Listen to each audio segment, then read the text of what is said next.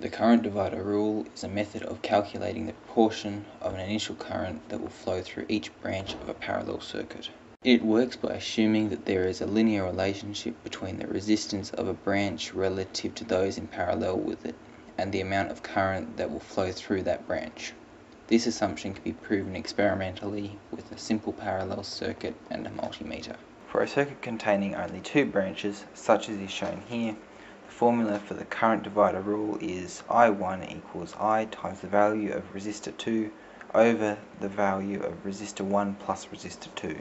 To understand why this is the case, it is easiest to visualize the problem as the flow of water through a pipe, replacing current with flow and the resistors with constrictions in the pipe. Logically, flow 1 and flow 2 must add up to the initial flow to prevent water from magically appearing or disappearing. Therefore, flow 1 and flow 2 must also be proportional to the initial flow.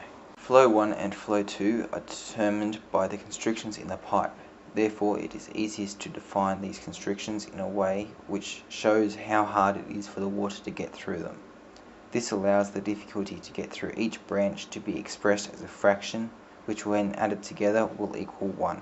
Now, assuming that the division of the flow of water is directly proportional to the difficulty of getting through each pipe, it can be deduced that the difficulty multiplied by the original flow gives the proportion of the original flow going through the opposing pipe.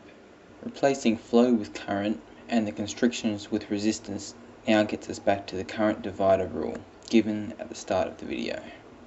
Let's use this rule to solve the following problem.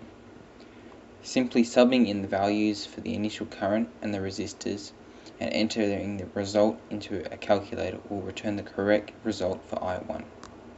You can find I2 in the same way, or you can find it by taking I1 away from the initial current, whichever you find easiest. Solving the current through a branch of a circuit with more than two branches requires that you know how to simplify it down to just two branches. Once you have done this, solving the current is exactly the same as for the previous circuit.